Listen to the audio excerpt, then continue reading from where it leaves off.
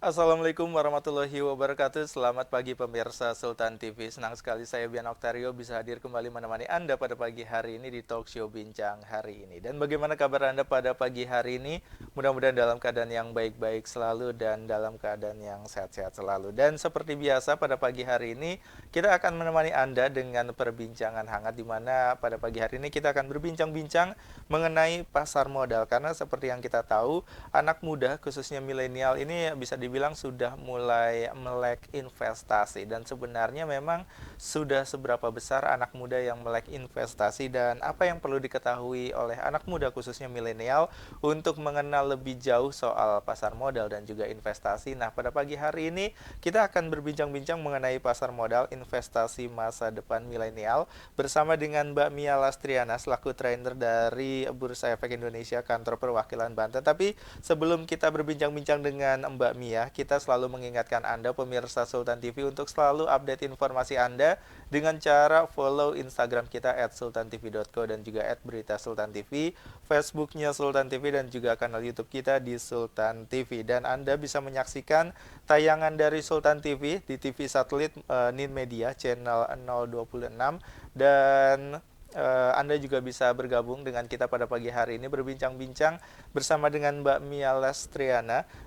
Bisa langsung saja layangkan pertanyaan Anda melalui kolom live chat live streaming kita di kanal YouTube Sultan TV. Dan sudah bersama kita pada pagi hari ini ada Mbak Mia Lastriana. Assalamualaikum, selamat pagi Mbak Mia. Selamat pagi semuanya, apa kabar? Alhamdulillah, gimana kabarnya pada pagi hari ini Mbak?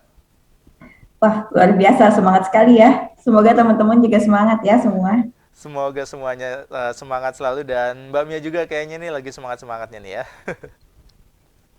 Oke, Mbak, pada pagi hari ini kita ngebahas soal pasar modal investasi masa depan milenial. Nah, mungkin masih banyak juga nih anak muda yang masih awam juga gitu soal pasar modal, tapi mungkin secara lebih mudah dipahaminya. Sebenarnya pasar modal ini apa sih gitu? Oke, Fabian, aku coba terangin dulu ya. Kita sharing-sharing di sini tentang pasar modal itu seperti apa. Pasar modal depannya pasar nih, kayak gimana ya sebenarnya.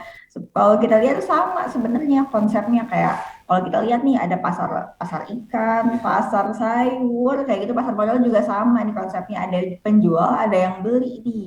Nah, penjualnya itu adalah perusahaan-perusahaan yang memperjualbelikan efeknya. Pembelinya adalah kita nih sebagai investor. Nah, ini nih yang paling krusial, yang ngebedain pasar modal sama pasar lain. Barang yang diperjualbelikan tuh. Nah, kalau di pasar modal sendiri, barang yang diperjualbelikan itu adalah efek kayak gitu atau surat berharga. Nah, efek sendiri ini macam-macam nih jenisnya. Ada yang bentuknya obligasi, ada yang bentuknya sukuk, MTN, reksadana. Nah, sama yang paling terkenal tuh ada saham kayak gitu. Oke, jadi mungkin itu gambaran yang mungkin lebih gampang dipahaminya kali ya. Oke, dan sebenarnya kalau ngomongin soal yang ada di pasar modal itu sendiri, yang mungkin yang diperjualbelikan, yang mungkin bisa di apa ya, ibaratnya dibeli sama anak muda ini, produknya apa aja sih? Banyak banget semuanya juga. Semuanya tuh basicnya, apalagi Oke. sekarang nih. Hmm, Kalau untuk reksadana sendiri, beberapa platform tuh udah bisa mulai dari 10.000. Kalau oke. untuk saham, Hmm, betul. Kalau untuk saham udah bisa dibeli di sekuritasnya hmm. dengan kalau buka rekening efeknya tuh mulai dari 100.000. Jadi udah macam-macam banget nih. Udah sangat terjangkau harganya. Harapannya juga semua anak muda nih udah bisa mulai nih investasi di pasar modal Indonesia. Oke, jadi sebenarnya produknya banyak banget, dan mungkin ini bisa jadi pilihan juga gitu ya. Mana yang kira-kira tepat untuk anak muda khususnya ini untuk terjun ke pasar modal. Dan sebenarnya tadi kan sempat disebut salah satunya reksadana, tapi produk-produk lainnya yang mungkin saat ini lagi populer khususnya di kalangan anak muda, apa saja ini? Oh, yang kita lihat ya Mm-mm. perkembangannya nih dari 2 tahun terakhir tuh Oke. apalagi semenjak pandemi saham tuh memang angkanya cukup meningkat ya dibandingkan yang lain. Jumlah investor saham tuh udah naik 2 kali lipat sendiri di tahun sebelumnya. Di saham sih pertama anak-anak muda ya sekarang udah makin melek investasi Ya. keuangan kayak gitu udah banyak nih acara-acara nih kayak Sultan TV yang pak Ya. mengedukasi seperti itu. Jadi ini sih saham sih sekarang yang paling happeningnya sekarang. Oke, jadi bisa dibilang kalau saham ini memang selama 2 tahun terakhir ini memang lagi booming-boomingnya di kalangan anak muda dan memang ini ada pengaruhnya juga dari influencer-influencer juga kali ya. Iya, makin banyak nih. Yang makin banyak juga influencer yang udah influencer bagus nih, mengedukasi tentang pasar modal seperti itu. Oke, dan mungkin kalau ngomongin soal pasar modal dan juga mungkin tadi ya saham gitu ya, sebenarnya produk-produk lainnya gitu yang mungkin perlu dipelajari sama anak muda. Karena kan seperti yang kita tahu, kalau ngomongin soal investasi ini ada yang bisa dibilang resikonya paling rendah dan juga mungkin resikonya yang juga gitu, apalagi kalau anak muda mungkin karena jiwanya masih muda nyari yang resikonya lumayan cukup tinggi karena memang bebannya mungkin masih belum terlalu berat gitu. Seperti apa nih, Mbak? Mungkin bisa aku jelasin dari Mm-mm. eh, di pasar modal tuh ada apa aja ya. Oke, Mungkin satu-satu siap siap. aku jelasin dulu ya. Yang pertama mungkin kita bisa bahas dari sisi obligasi. Mm-mm. Obligasi itu basicnya adalah surat utang nih. Jadi Iya. suatu perusahaan atau penerbit obligasi ini bisa perusahaan, bisa pemerintah, dan nerbitin nih namanya surat utang atau obligasi. Nah, Oke. kalau di obligasi ini konsepnya sama nih kayak utang piutang. Mm-mm. Jadi ada yang ngutang atau penerbitnya, ada juga investornya nih. Nah, Oke. nanti tuh sejumlah uang yang diutangin tuh akan dibayar nih dalam jangka waktu tertentu. Nah, jangka waktu ini disebut dengan namanya tenor. Nah, nanti di setiap bulan, entah setiap bulan atau 3 bulan sekali, 6 bulan sekali, akan dibayarkan nih kupon. Nah, kupon ini kalau misalnya utang piutang nanti namanya dibayarkan tiap jangka waktu tertentu, misalnya 3 bulan sekali dibayarkan sekian persen, sampai nanti di akhir tenornya akan dibayarkan tuh full jumlah yang terutang tersebut. Nah, itu kalau konsepnya obligasi. Oh. Lalu yang kedua, ada yang namanya sukuk. Kalau zaman dulu banget ada nih yang bilang kalau misalnya sukuk itu versi syariahnya dari obligasi. Tapi kan sebenarnya kalau kita lihat ya di syariah kan kita nggak boleh nih utang yang ada bunganya, namanya udah masuk ke riba kalau seperti itu. Nah, makanya sebenarnya kalau sukuk ini maksudnya adalah bukti kepemilikan bersama nih atas suatu proyek kayak gitu. Nah, jadi kalau misalnya kita proyek nih ada suatu proyek A atau bangunan B kayak gitu, kalau kita ada imbal hasilnya nggak masalah dong seperti itu. Nah, tapi kalau di sukuk ini memang ada jangka waktu tertentunya nih kepemilikannya itu, misalkan 3 tahun atau 5 tahun atau 10 tahun macam-macam seperti itu. Nah, konsepnya sama juga nih. Setiap beberapa bulan sekali nih ke investor ada nih namanya imbal hasilnya sekian persen seperti itu. Lalu ada juga nih namanya reksadana yang dari tadi diomongin. Nah, kalau reksadana ini sebenarnya konsepnya itu adalah nanti ada nih namanya manajer investasi. Nah, manajer investasi ini cocok nih kalau buat investor-investor yang misalnya nanti males nih mikirin, aduh nanti uangnya ditaruh kemana ya, instrumennya apakah mau ke saham sekian persen atau ke obligasi sekian persen, sama nanti investor-investor yang memang dananya terbatas nih. Bisa kita lihat juga maunya kayak gimana, mulainya sangat rendah ya, mulai beberapa platform udah bisa mulai dari 10.000 seperti itu. Nanti gampang nih, tinggal tinggal nanti taruh uang kita di manajer investasi, nanti dananya nanti udah disalurin sama manajer investasi. Jadi kalau kita lihat nih gambarannya kayak kita itu penumpang nih, drivernya adalah manajer investasi gitu.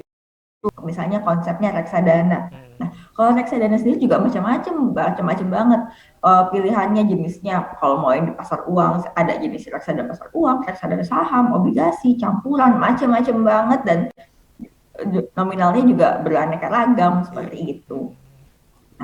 Yang terakhir nih, mungkin dari sekian banyak yang paling populer juga nih ada yang namanya saham. Iya. Nah, berbeda dengan obligasi sukuk, kalau saham itu emang adalah bukti kepemilikan kita atas suatu perusahaan kayak gitu. Nah, jadi kalau dengan kita memiliki saham, ya kita juga memiliki sekian persen nih dari perusahaan itu. Ya memang nggak secara whole perusahaan ya, karena memang harganya sudah mahal sekali. Tapi dengan kita punya sahamnya, kita juga punya Allah sekian persen kepemilikan dari perusahaan tersebut kayak gitu. Oke, jadi memang bisa dibilang produk yang bisa dipilih ini macam-macam gitu ya dan Mm-mm, punya mekanismenya masing-masing dan yang pastinya ini resikonya masing-masing juga berbeda-beda gitu ya. Jadi gimana anak muda betul. memilihnya? Oke, dan mungkin setelah ini nih Mbak kita bakal ngebahas nih kira-kira misalkan anak muda khususnya mungkin milenial yang mungkin baru mau terjun gitu soal investasi atau terjun ke pasar modal ini apa yang harus mereka persiapkan dan apa yang perlu mereka pelajari. Nah, mungkin nanti akan kita bahas nih Mbak ya usai jeda. Jadi pastikan Anda pemirsa Sultan TV yang tetap bersama kami di Talkshow Bincang hari ini.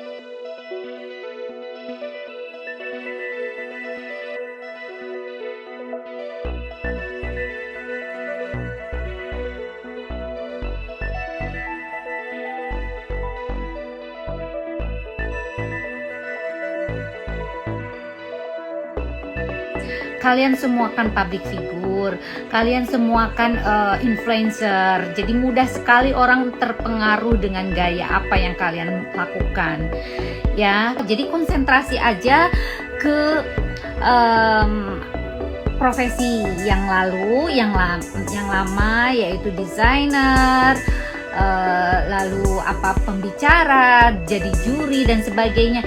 Itu lebih bergengsi. Saya tidak bermaksud apapun, yang jelas saya peduli sama kamu. Oke?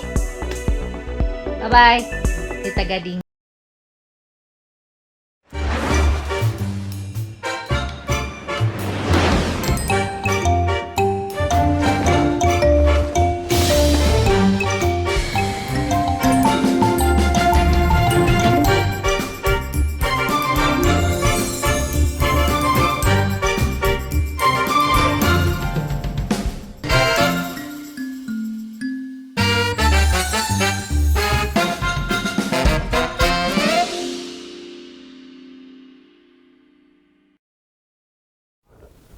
Ya, terima kasih pemirsa Sultan TV Anda masih tetap bersama kami di Talkshow Bincang hari ini di mana pada pagi hari ini kita masih berbincang-bincang mengenai pasar modal dan tadi juga sempat dijelaskan oleh Mbak Mia Lestriana ini terkait investasi apa saja sebenarnya yang bisa dipilih oleh anak muda gitu dan banyak produk-produk yang bisa dipilih dan mungkin bisa dipelajari. Nah, mungkin untuk Anda juga yang salah satunya saat ini sedang menggeluti atau mungkin juga baru mau menggeluti pasar modal dan ingin mencoba berinvestasi. Kira-kira apa saja yang perlu dipersiapkan dan apa saja yang perlu dipelajari. Nah, ini akan kita lanjutkan lagi perbincangannya bersama dengan Mbak Mia Lastriana selaku trainer dari Bursa Efek Indonesia Kantor Perwakilan Banten. Dan Mbak, kayak yang tadi udah kita bahas gitu ya. Mungkin untuk anak muda yang saat ini mulai tertarik gitu untuk terjun ke pasar modal dan mungkin mau mencoba investasi. Langkah pertama apa nih yang perlu mereka lakukan gitu untuk bisa terjun ke pasar modal? Seperti apa, Mbak? Iya, jadi udah ada nih langkah-langkahnya. Kita biasanya sebut sama 3P gitu. Oke. Ya, P yang pertama yaitu pelajari, lalu P kedua yaitu punya, P yang ketiga mesti dipantau juga nih. Oke. Oke, yang pertama dulu nih dipelajari dulu. Kita mesti tahu nih sebenarnya kita itu maunya efeknya efek seperti apa sih? Apakah efek bersifat utang? Apakah efeknya juga yang saham itu efek bersifat ekuitas? Iya. Atau mau yang hybrid atau mau yang seperti apa, atau kita mau belinya reksadana aja deh kayak gitu, bebas terserah mau beli apa, semuanya bagus, semuanya keren-keren kayak gitu. Cuman yang paling penting kita mesti tahu nih, mesti paham juga produknya seperti apa kayak gitu. Lalu yang kedua juga jangan sampai kita ikut-ikutan nih, nanti cuman ujung-ujungnya eh, beli kucing dalam karung gitu. Kita nggak tahu nih sebenarnya kucingnya seperti apa, kayak jenisnya apa, kayak gitu. Jangan sampai kita beli suatu efek karena kita itu ikut-ikutan kayak gitu.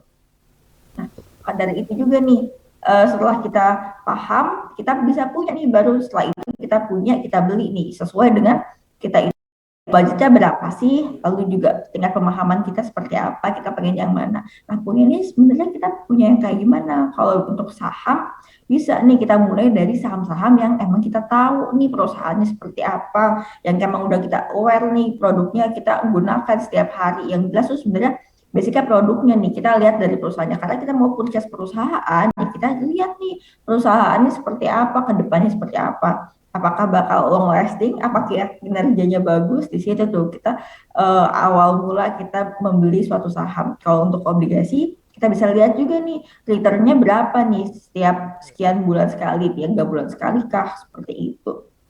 Lalu juga kebijakan-kebijakannya, apakah nanti bisa dijual di tengah jalan atau tidak bisa, atau memang harus di hold sampai mature, seperti itu, kayak gitu sih. Lalu untuk reksadana juga mungkin kita lihat nih kinerjanya berapa tahun terakhir seperti apa sih. Nah, baru nih kita purchase. Kita bisa nih, kalau purchase jangan lupa ya, kita harus di sekuritas nih. Kalau misalnya nih ada lagi yang beli beli suatu produk yang bilangnya dari pasar modal tapi nggak beli di sekuritas, nah itu dia nih, mesti ada tanda tanya nih. Kecuali kalau emang udah di platform-platform yang udah legit ya, udah ada legalitasnya, udah oke gitu. Nah, yang ketiga nih, P yang terakhir, yaitu adalah pantau. Mesti kita pantau juga nih, kita seperti apa barang-barang kita. Jangan sampai nanti kalau kita udah beli, udah ditinggalin aja, tiba-tiba barangnya air ancuran nih kinerjanya. Jangan sampai seperti itu. Maka dari itu mesti dipantau. Seperti itu sih, Pak. Oke, jadi 3P itu yang memang perlu diterapkan sama anak muda yang mau terjun ke pasar modal, mulai dari pelajari, dipunyain gitu ya, terus juga dipantau kalau sudah memilikinya. Dan sebenarnya kalau untuk anak muda yang mungkin juga baru terjun gitu, khususnya mungkin sekarang ini untuk kalangan mahasiswa deh, sebenarnya untuk mereka memulai investasi misalkan kayak saham gitu, ini apa yang harus mereka mulai lakukan nih setelah mereka mempelajarinya gitu. Mungkin karena sekarang literasi soal saham juga sudah bisa didapatkan di mana-mana gitu. Oke, mungkin stepnya ya, setelah kita udah paham, bisa nih datang ke perusahaan sekuritas. Pilih aja perusahaan sekuritas yang manapun, yang penting itu tadi legalitasnya terjamin, seperti itu. Bisa dicek nih di website bursa, udah ada tuh daftar perusahaan-perusahaan sekuritas yang terdaftar di bursa, seperti itu. Dilihat juga nih izin OJK-nya, kan memang sudah ada izin OJK-nya, seperti itu sih. Bisa datang langsung ke perusahaan sekuritas, tanya ini step-stepnya seperti apa, nanti bakal buka rekening efek sama rekening RDN nih, rekening dan nasabah, seperti itu. Oke, dan sebenarnya kalau untuk di Banten sendiri khususnya nih Mbak, ini udah seberapa besar sih anak muda gitu, khususnya kalangan milenial yang udah mulai sadar soal investasi, dan sebenarnya ini sudah cukup besarkah atau mungkin sebenarnya masih terbilang kecil nih anak muda yang sadar akan investasi dan terjun ke pasar modal. Seperti apa Mbak? Nah, kalau di Banten sendiri nih bagus banget nih, dia hampir 80% nih Wow. isinya adalah Gen Z sama milenial. Memang kesadarannya sudah cukup tinggi sekarang. Dari mahasiswa-mahasiswa juga udah mulai banyak nih sekarang yang udah mulai investasi di saham, di pasar modal, banyak banget kan, seperti itu. Jadi bisa dibilang lumayan cukup besar juga sudah ya. Dan sebenarnya produk apa sih yang paling jadi incaran atau mungkin juga investasi yang paling banyak dikejar sama anak muda khususnya yang ada di Banten biasanya apa? Kalau untuk di Banten sendiri memang Hmm, paling tertariknya di saham ya. ya. Mungkin karena memang anak muda gitu, balik lagi sukanya resiko tinggi karena high risk high return juga, Hmm. seperti itu. Oke, jadi memang mereka nyari sesuatu yang kembali ke merekanya lumayan cukup besar gitu ya. Hmm. Betul, tapi jangan lupa juga kalau sudah punya dipantau juga tuh perkembangannya seperti apa. Nah, itu dia. Kalau sudah memiliki investasinya harus dilihat perkembangannya seperti apa dan harus dipantau terus, Mbak ya. Oke, Betul. dan masih ngomongin soal yang di Banten sendiri. Nah, ini sebenarnya geliatnya mungkin sudah mulai terlihat. Apakah ini sudah lama atau memang baru beberapa tahun terakhir nih, khususnya anak muda yang ada di Banten ini sudah mulai melek investasi lah ibaratnya. Paling terasa memang 2 tahun terakhir ini ya semenjak Mm-mm. pandemi. Oke. Mungkin karena memang di rumah aja seperti itu. Jadi, aduh mau cari-cari nih seperti apa ya. Kok kayaknya daripada uang yang nganggur, waktunya juga banyak ya. Mendingan belajar aja nih tentang investasi di pasar modal. Udah banyak juga kan soalnya influencer-influencer juga seperti yang Bapak bilang tadi. Banyak nih sekarang yang udah ngasih literasi keuangan. Karena sekarang kan orang-orang udah mulai pengennya financial freedom Iya, seperti benar. itu. Pengen pensiun dini nih sedini-dininya. Nanti masa tuanya biar bisa hidup tenang seperti itu. Nah dari sini nih bisa mulai nih investasi di pasar modal karena bisa juga jadi passive income-nya seperti itu. Oke, jadi tadi menarik sih kalau disebut ternyata memang di masa pandemi ini justru anak muda ini memanfaatkan waktunya untuk belajar dan juga terjun ke investasi, Mbak ya.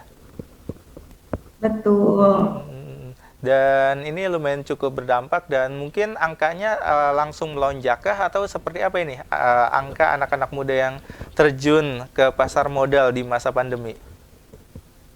Kalau kita lihat ya di tahun dari sepanjang 2021 secara keseluruhan dulu ya, pas secara keseluruhan itu kalau kita lihat jumlah investornya meningkat 2 kali lipat seperti Oke. itu. Memang cukup banyak sebelumnya. Oke, jadi memang terlihat sangat signifikan bentuknya ya. Oke. Betul. Mm-mm. Dan mungkin program apa aja sih yang mulai dilakukan dari Bursa Efek Indonesia kantor perwakilan Banten ini khususnya untuk lebih menggeliatkan lagi nih literasi terhadap anak muda gitu supaya lebih melek investasi dan juga supaya makin banyak nih anak muda yang terjun ke pasar modal. Seperti apa, Mbak?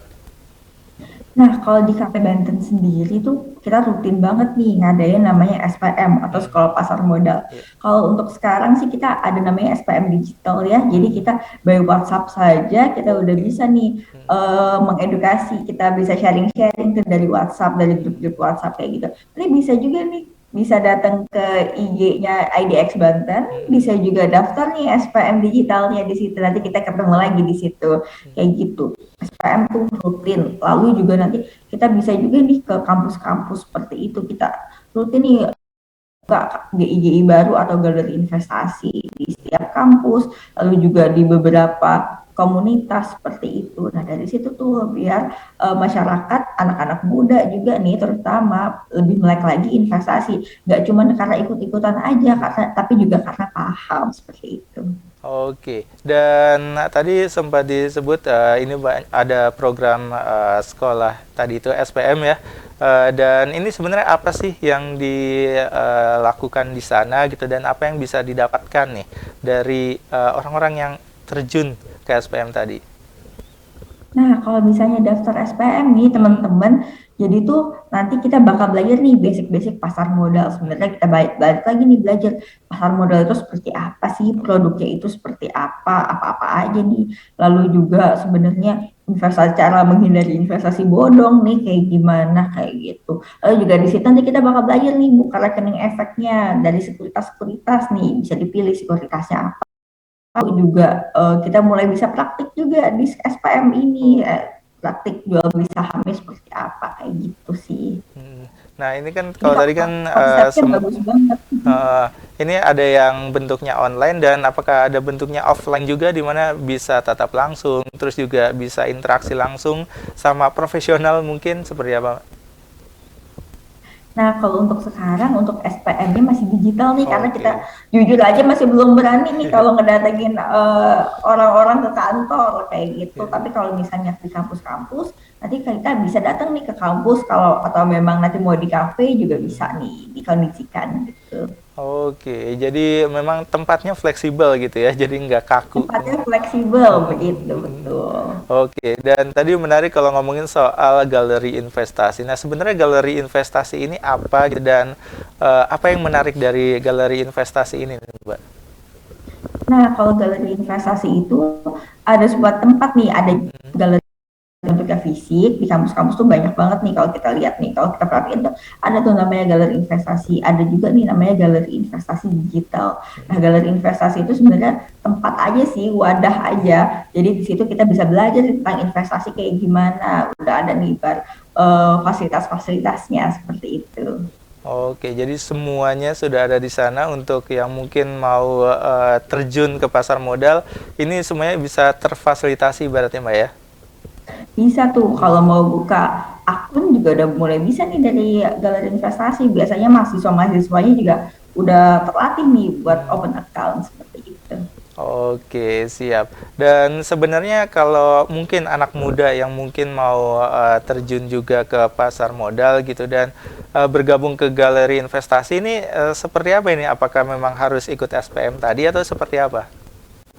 Nih, sebenarnya kalau galeri investasi biasanya dari komunitas atau dari kampus ngajuin nih ke kita kayak gitu. Memang ada nih organisasinya yang mengajukan ke kita, nanti kita buat kerjasama antara pihak bursa, lalu juga pihak sekuritasnya mau siapa sama pihak organisasi ini seperti itu. Jadi biasanya juga di kampus seperti itu. Banyak kan mostly di kampus sih kayak gitu. Jadi kalau yang nonton mahasiswa nih bisa dicek nih di kampusnya ada nggak namanya KSPM atau kelompok studi pasar modal, bisa join di situ buat belajar pasar modal kayak gitu. Oke, jadi sebenarnya di masing-masing kampus mungkin udah banyak juga gitu, dan apakah di perusahaan-perusahaan juga sudah ada juga gitu atau disediakan juga galeri investasinya? Boleh banget kalau perusahaannya juga mau mengajukan adanya galeri investasi, boleh banget tuh, nggak masalah, kita juga happy kayak gitu. Nah, kalau untuk pengajuannya ini seperti apa nih? Apa yang harus dipersiapkan gitu dan mungkin syarat-syaratnya? Nah, boleh nih kalau ke kita buat aja surat pengajuan kalau misalnya mau membuat investasi. Nah, dari situ nanti bakal kita pandu nih step by stepnya seperti apa kayak gitu. Oke, jadi tinggal dilempar aja ibaratnya ini surat pengajuannya gitu ya, nanti Betul. tinggal dipelajari bareng-bareng ibaratnya untuk membentuk galeri investasi seperti apa Mbak ya? Betul, dari situ nanti banyak nih, kita bisa banyak kegiatan dari situ, bisa edukasi seperti itu. Oke, nah kalau untuk di Banten ini sudah berapa banyak galeri investasi dan biasanya apakah satu kampus khususnya gitu ya hanya ada satu galeri investasi atau jangan-jangan satu kampus mungkin bisa ada beberapa galeri investasi nih Mbak? Gak masalah kalau tiap fakultas juga mau buat galeri investasi juga monggo aja, nggak masalah, nggak apa-apa. Tapi kalau misalnya satu kampus juga cuma satu juga udah bagus banget seperti itu. Kalau di Banten sendiri tahun lalu sih kita udah nambah sekitar 9-an tuh, udah nambah tuh tahun lalu di tahun 2021 sendiri kayak gitu. Jadi sudah lumayan cukup besar ibaratnya Cukup kayak pertumbuhannya. Gak cuma di kampus aja, beberapa organisasi juga udah pada punya galeri investasi. Nah, kalau untuk selama ini juga udah ada nih sekitar 27 nih galeri investasi kalau untuk di Banten sendiri ya. Oke. Nah, kalau untuk dibandingkan dengan kota-kota atau mungkin provinsi lain ini, apakah Banten bisa dibilang dari segi jumlah lumayan cukup besar gitu jumlah galeri investasinya, atau seperti apa? Harusnya bisa lebih bertambahkah gitu? Tentu aja potensinya masih besar banget, masih bisa dikejar lagi nih ya galeri investasi. Kalau di provinsi-provinsi lain juga pastinya banyak ya kayak gitu. Tapi kalau misalnya untuk di Banten sendiri juga masih besar banget nih peluangnya. Jadi kalau mau mengajukan galeri investasi monggo banget kayak gitu. Oke, dan ini memang nggak ada batasannya gitu ya. Mungkin kalau untuk satu galeri investasi apakah terbatas jumlah orang-orangnya atau seperti apa? Anggotanya sih sepertinya tidak terbatas ya, cuman kalau memang kalau mau datang di zaman pandemi seperti ini, kebijakan masing-masing galeri investasi ya sepertinya akan dibatasi jumlahnya seperti itu. Oke, jadi memang kebijakannya balik lagi ke masing-masing galeri investasi ya. Seperti apa jumlah anggotanya yang akan diterima gitu, dan mungkin kalau pengen gabung di satu galeri investasi ini nggak bisa, cari galeri investasi lain bisa gitu ya. Oke, kita akan lanjutkan lagi nih Mbak perbincangan kita pada pagi hari ini ngomongin soal pasar modal, tapi kita harus jeda lagi untuk sejenak. Dan mungkin di segmen 3 nanti kita coba bacakan beberapa pertanyaan yang masuk di kanal YouTube Sultan TV.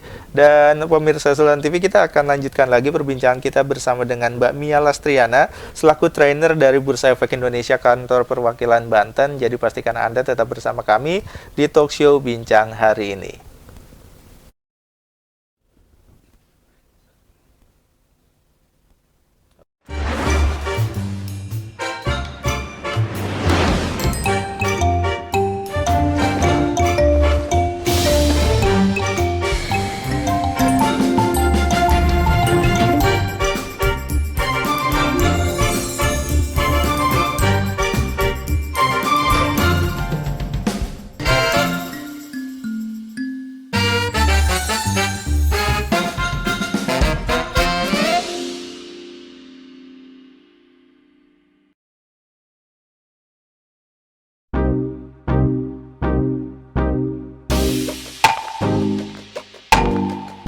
Serentahun Tahun Kasepuhan Cisungsang merupakan tradisi tahunan masyarakat Kasepuhan Cisungsang di Desa Cisungsang, Kecamatan Cibeber, Kabupaten Lebak. Upacara ini sebagai ekspresi rasa syukur masyarakat usai dilaksanakannya musim panen padi. Upacara diawali iring-iringan petani membawa ikatan padi hasil panen dengan diiringi musik tradisional. Lalu iring-iringan berakhir di sebuah lumbung padi atau leuit yang berada di depan rumah adat Kasepuhan Imah Gede. Hasil bumi berupa padi yang dihasilkan dalam kurun waktu 1 tahun itu disimpan di dalam leuit. Masyarakat Sunda mengenal 2 leuit, yaitu lumbung utama yang biasa disebut leuit Sijimat, leuit Ratna Inten, atau leuit Indung. Sedangkan lumbung lainnya adalah leuit Pangiring atau leuit Letik atau lumbung kecil.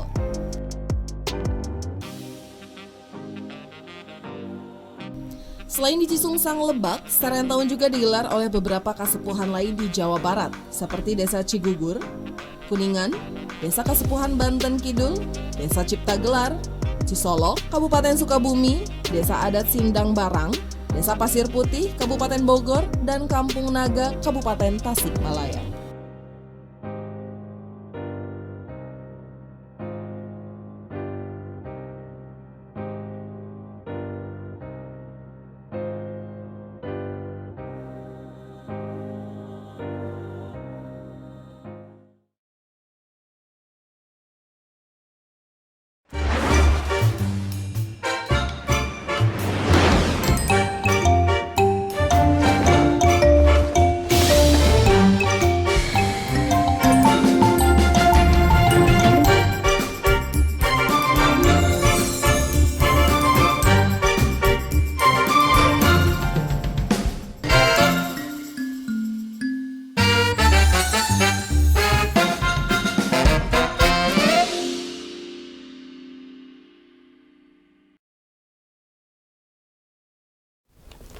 Terima kasih pemirsa Sultan TV, Anda masih tetap bersama kami di Talk Show Bincang hari ini, di mana pada pagi hari ini kita masih berbincang bersama dengan Mbak Mia Lastriana selaku trainer dari Bursa Efek Indonesia Kantor Perwakilan Banten tentang pembahasan kita pada pagi hari ini, yaitu pasar modal investasi masa depan milenial. Dan mungkin kalau ngomongin soal investasi dan juga mungkin pasar modal, ini banyak yang menganggap mungkin efeknya atau ini yang berdampak adalah untuk orang-orang yang terjun di pasar modal itu saja gitu. Tapi sebenarnya seberapa besar sih orang yang terjun ke pasar modal dan efeknya bagi perekonomian Indonesia khususnya. Nah, sebenarnya nih Mbak, kalau ngomongin soal ekonomi Indonesia, semakin banyak anak muda yang terjun ke pasar modal, ini apakah sangat berdampak nih terhadap perekonomian Indonesia, Mbak? Bener banget nih Pak, sangat berdampak. Tadi ada namanya tuh multiplier effect ya. Iya. Kita bisa lihat nih kalau misalnya suatu perusahaan mengajukan namanya ada IPO gitu ya, initial public offering kayak gitu. Nanti misalnya dia sahamnya bisa dibeli nih sama publik, kepemilikan minimum 300 orang. Kita lihat nih modal masuk ke perusahaan tersebut bisa expand, lapangan kerja terbuka, nggak cuma di daerah itu aja, bisa nanti muncul nih usaha-usaha baru untuk menopang perusahaan tersebut. Iya. Kita lihat jangka besarnya perekonomian Indonesia juga makin maju, makin oke kayak gitu. Nah, kalau makin banyak juga nih orang-orang yang tertarik di pasar modal Indonesia, kinerja perusahaan itu akan kelihatan nih kalau di pasar modal, kalau di saham lagi ya, kita bisa lihat laporan keuangannya itu terbuka banget, apalagi kalau misalnya masuk di pasar modal di saham nih, perusahaan-perusahaan tuh terpampang banget nih, banyak banget mata yang lihat, jadi juga corporate-nya kinerjanya mesti bagus nih, manajemennya juga mesti bagus kayak gitu. Itu sih skala kecilnya mungkin dari perusahaan tersebut bisa expand, tapi kalau kita lihat ya dari jangka gedenya bisa muncul di lapangan pekerjaan-pekerjaan baru, nanti pekerjaan baru dari masing-masing rumah tangga, pendidikannya makin tinggi, and so on, makin gede, makin meningkat nih perekonomian di Indonesia seperti itu. Oke, jadi memang efeknya ini sangat berdampak sebenarnya gitu, walaupun memang tidak secara langsung, tapi justru efeknya ini sangat besar gitu, dimana ketika semakin banyak khususnya anak muda yang terjun ke pasar modal, ini perekonomian Indonesia juga justru semakin maju lagi, khususnya mungkin di tengah pandemi kayak sekarang ya Mbak ya?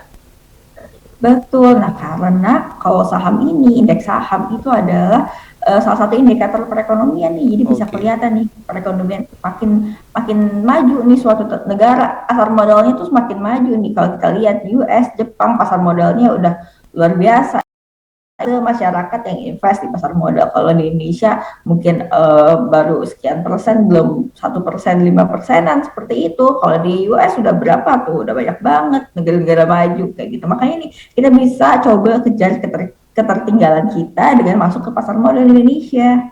Oke, dan kalau ngomongin soal pasar modal atau mungkin juga investasi, ini kan memang banyak yang menilai semakin dini semakin baik. Nah, sebenarnya semakin dininya ini sebenarnya untuk orang-orang yang ingin terjun di pasar modal, sejak kapan sih Mbak? Apakah mungkin anak SMA atau mungkin juga bahkan sebelum itu pun ini sudah mulai bisa gitu sebenarnya terjun ke pasar modal? Seperti apa Mbak? Gini, kalau misalnya ditanya nih kapan sih sebenarnya waktu yang tepat ya, Iya. masa yang tepat untuk investasi di pasar modal, pasti orang-orang yang udah invest bilangnya 10 tahun, 20, 30 tahun Iya. yang lalu kayak gitu. Cuman kalau kita tanya, kalau misalnya belum invest di pasar modal, kapan waktu yang tepat pasar modal? Jawabannya sekarang kayak gitu, makin cepat makin bagus. Cuman ya balik lagi, karena kalau investasi di pasar modal at least mesti punya KTP, itu sih basicnya kayak gitu. Tapi kalau mau pakai KTP orang tuanya kayak gitu ya sebenarnya dipikir-pikir lagi ya, yang karena sebenarnya balik lagi tuh ke 3P, kita mesti pelajari dulu, jangan cuman karena ikut-ikutan, mesti paham dulu sebenarnya resikonya seperti apa, karena balik lagi nih itu uang-uang kita sendiri, kayak gimana nih ke depannya kita mau mengalokasikannya, apakah kita mau uang itu ditaruh di instrumen yang karena ikut-ikutan aja, kan tentu aja enggak seperti itu. Nah, itu dia. Jadi memang pemahamannya itu harus ditanamkan dulu gitu ya soal investasi dan juga pasar modal supaya mungkin langkah-langkah yang harus diambil juga semakin lebih bijaksana gitu. Dan itu kenapa mungkin 17 tahun kalau udah mulai punya KTP baru bisa terjun ke pasar modal, Mbak ya. Boleh nih Kak, uang jajannya disisihkan. Nah, Iya. satu lagi, sampai uangnya itu dari uang panas nih, jangan sampai karena Oke. dari pinjaman ojo mau ditaruh di saham seperti itu, mau investasi saham tapi uangnya dari pinjaman ojo, Iya. wah itu bahaya banget nih. Pastikan uangnya adalah uang dingin ya, yang memang uangnya itu uang menganggur seperti itu, jangan sampai uang yang membuat kebutuhan sehari-hari kayak gitu, kebutuhan pokok malah dibuat investasi di saham, berbahaya sekali seperti itu. Oke, nah ini mungkin masuk ke tips-tips juga ini Mbak. Mungkin bisa dikasih juga beberapa tips and trick gitu untuk orang-orang yang mungkin masih awam soal investasi tapi pengen terjun ke investasi. Tadi salah satunya jangan menggunakan uang panas gitu ya. Dan mungkin tips lainnya seperti apa nih Mbak? Mungkin ketika harus mengalokasikan uang atau pendapatannya yang dimiliki tiap bulan sebenarnya seberapa besar yang bijak gitu untuk dialokasikan untuk berinvestasi. Sebelum kita bicara pengalokasian dana Oke. ya, kita mesti tahu juga nih, kalau untuk yang dicek mesti ada dua L nih namanya, selain 3P tadi ada 2 L, yaitu adalah logis dan legal. Kita cek nih legalitasnya, apa benar nih kita belinya memang di sekuritas seperti itu. Lalu juga logis, apakah benar nih returnnya make sense nih. Kalau misalnya terlalu gede, misalnya 50% per bulan, dijamin gak bakal rugi. Udah red flag banget tuh ya, kalau kata anak-anak zaman sekarang, red flag nih, jangan coba-coba kalau udah mulai gak logis kayak gitu. Lalu step pertama tuh ngapain sih, selain tadi juga jangan pakai uang panas, pastikan juga tidak ada darurat kita udah tercukupi. Ini penting banget ya di masa-masa pandemi kayak sekarang, banyak banget yang ternyata uangnya dropnya banget nih, nggak punya uang tabungan, dana darurat itu bahaya juga nih, jangan sampai kita nggak punya dana darurat. Jadi pastikan juga punya dana darurat, dan uangnya yang dimasukin ke instrumen pasar modal itu adalah uang yang dingin nih, jangan sampai uang panas kayak gitu. Sama lihat juga nih perusahaan-perusahaannya yang diinvestasikan seperti apa, kenali banget nih perusahaannya, kenali produknya apa seperti itu. Nanti kalau udah makin lama lagi kita bisa lihat nih laporan keuangannya seperti apa, bisa dianalisa juga seperti itu. Oke, nah kalau balik lagi ngomongin soal alokasi gitu, sebenarnya yang bijak seperti apa sih? Misalkan khususnya mungkin untuk anak muda yang khususnya mahasiswa deh, yang mungkin masih belum bekerja gitu, masih mengandalkan pendapatan dari orang tuanya. Ini seperti apa ini? Ini ya anak-anak muda sekarang, daripada uangnya dibuat misalnya untuk beli rokok, daripada siapa yang pada ngerokok nih masih muda, daripada buat beli boba juga, nongkrong-nongkrong, nonton film, apalagi sekarang pandemi ya, udah kita stay at home kayak gitu yang banyak, tapi biar perekonomian jalan juga, itu ya, kita bisa nih alokasi dananya dari uang-uang jajan itu, jangan dihabisin untuk konsumsi semua ya, mungkin kita mulai alokasi dana itu dari sedikit-sedikit buat beli instrumen di pasar modal seperti itu. Banyak soalnya pilihannya, harganya variatif juga. Oke, jadi memang sebenarnya tidak ada yang memberatkan dari mahasiswa gitu ya, karena tidak harus benar-benar mengalokasikan banyak dana gitu untuk berinvestasi, karena dengan dana yang terbatas pun ini masih bisa berinvestasi, Mbak ya. Betul, asal dikuat-kuatin aja ya, nggak jajan harusnya sih bisa kayak gitu. Tapi jangan sampai juga karena mau investasi di pasar modal malah nggak makan, bahaya juga ya ini. Malah jadi nggak beli buku alat tulis yang memang tugas pokoknya mahasiswa adalah untuk belajar seperti itu. Oke, jadi memang harus mengutamakan apa yang menjadi kewajibannya gitu ya, khususnya sebagai mahasiswa. Tapi untuk sesuatu yang mungkin untuk hura-hura, foya-foya, ini bisa dialokasikan untuk berinvestasi gitu ya. Betul, nah dari situ nih, karena udah nyisihin uangnya untuk investasi, habit-habit yang udah bagus dari muda, habit ini nih yang nanti bakal dibawa ke masa depan, insya Allah akan menjadi orang yang sukses seperti itu. Oke, nah kalau ngomongin soal investasi, biasanya kesalahan anak muda apa aja sih yang biasa mereka lakuin sampai akhirnya mungkin pernah terjun ke pasar modal, tapi akhirnya nggak balik lagi atau mungkin berhenti gitu untuk berinvestasi. Seperti apa nih, Mbak? Nih kalau kita lihat itu investor tuh ada, kalau di pasar modal ada jenisnya dua nih, trader sama investor kayak gitu. Kalau trader tuh yang jual beli, kita lihat harganya naik kita jual, harganya turun kita beli, seperti itu. Tapi juga agak ada nih yang namanya investor. Kalau investor itu artinya jangka panjang. Kalau kita lihat saham ini sebenarnya nature-nya untuk kita lihat tuh jangka panjang. Tapi ada beberapa juga nih yang misalnya udah jago-jago banget, nanti kita lihat nih peluang misalnya harga naik, ya fine-fine aja dijual untuk mendapatkan keuntungan seperti itu. Misalnya harga itu turun, di-cut loss daripada turunnya terlalu dalam. Sebenarnya wajar, fine-fine aja, nggak masalah keduanya. Cuman kalau untuk yang pemula-pemula ini ya, dipelajari dulu nih, mungkin untuk investasi dulu nih first step-nya. Jangan nanti begitu harganya naik buru-buru dijual, kalau harganya turun buru-buru di-cut loss. Coba yang tenang dulu, tapi juga dipantau nih perkembangan pasarnya seperti apa. Jadi bisa dilihat juga nih sebenarnya kita maunya jadi trader atau mau jadi investor. Jangan sampai nanti kita bilangnya iya saya investasi saham, tapi misalnya begitu turun karena isu-isu miring sedikit seperti itu langsung dijual kayak gitu. Atau nanti Kalau begitu harus turun banget kayak gitu, iya kan saya investor jadi didiemin. Tapi begitu harga naik, iya saya mau jadi trader aja. Jadi mesti dilihat juga nih, dipantau seperti itu. Oke, jadi memang harus dipelajari juga tren pasarnya seperti apa dan mungkin harus bijak juga mengambil keputusan ketika sudah Mbak ya. Betul, dicoba-coba aja, jangan langsung gede banget ya uangnya. Mungkin juga bisa dicoba-coba nih dari saham-saham yang memang kalau ada beberapa nih di pasar modal, indeks-indeks yang bisa dipilih. Kalau secara ada namanya IHSG tuh, indeks harga saham gabungan, udah semua saham di situ. Kalau mau yang syariah juga bisa nih lihat di ESSI atau Jakarta Islamic Index juga ada tuh. Bisa dipilih-pilih dari situ kayak gitu. Asal tahu aja nih sahamnya seperti apa, perusahaannya seperti apa, kayak gitu. Oke, kita coba bacain beberapa pertanyaan yang masuk di kanal YouTube Sultan TV Mbak ya, dan mungkin bisa dibantu jawab secara singkat. Ini salah satunya ada yang bertanya, resep utama investor milenial agar bertahan di tengah krisis bagaimana? Nah ini seperti apa ini? Resep utamanya yang pertama balik lagi ya, kita mesti kuat nih.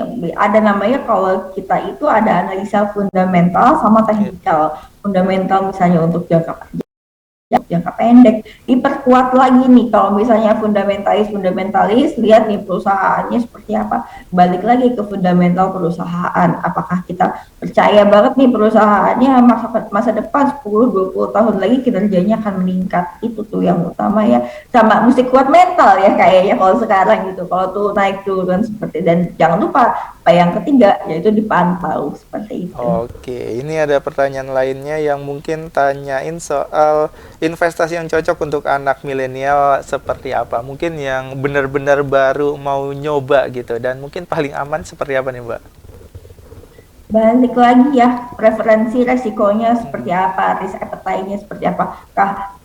Kamu itu adalah high risk taker atau nggak suka resiko kayak gitu. Kita lihat-lihat lagi nih, saham-saham juga banyak kok yang resikonya nggak terlalu tinggi kayak gitu. Kalau obligasi juga macam-macam nih, pemerintah nerbitin obligasi, sukuk juga banyak banget pemerintah, macam-macam banget bisa dipilih. Kalau mau reksadana, coba-coba dari reksadana juga, mungkin cek-cek pasar, cek-cek ombak gitu ya, bisa dari reksadana juga, monggo banget. Oke, semuanya bagus kayak gitu.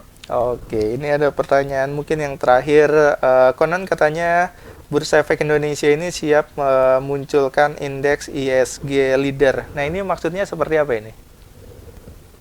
Nah, indeks yang baru nih, jadi dikelompokin nih saham-sahamnya seperti apa. Jadi basicnya itu kalau indeks adalah pengelompokan saham-saham nih dari klasifikasi tertentu. Nah, indeks baru nih, indeks leader seperti itu. Nanti ini ada indeks baru. Nanti kita tunggu ya seperti apa. Oke, kita tunggu seperti apa dan mungkin informasi lengkapnya nanti setelah meluncur, Mbak ya. Betul, nanti akan ada nih update-update terbarunya, bisa juga nih dipantau di Instagramnya IDX Banten. Boleh nih dikunjungi dan di-follow ya teman-teman. Nah, itu dia. Bisa di-follow untuk lihat informasi lebih lanjutnya soal Bursa Efek Indonesia ya. Dan terakhir nih Mbak, apa yang mungkin mau disampaikan ke anak muda khususnya dan mungkin juga masyarakat luas. Dan mungkin kalau ada info-info yang mau ditambahkan juga silakan nih Mbak. Boleh banget nih, terima kasih ya kesempatannya. Siap. Buat anak-anak muda nih. Jangan lupa kalau ini mau mulai investasi, pelajari lagi tuh yang 3P.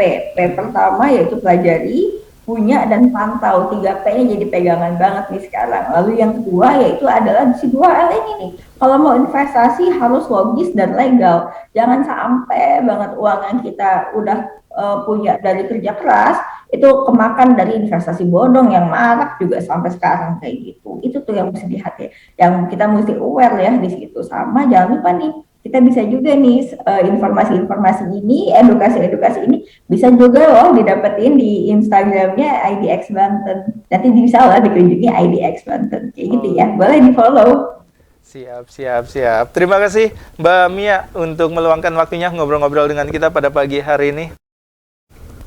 Terima kasih kesempatannya. Thank you for having me ya. Siap, mudah-mudahan kita bisa ketemu lagi di lain waktu dan membahas hal lainnya soal investasi atau mungkin juga pasar modal, Mbak ya. Tentu aja.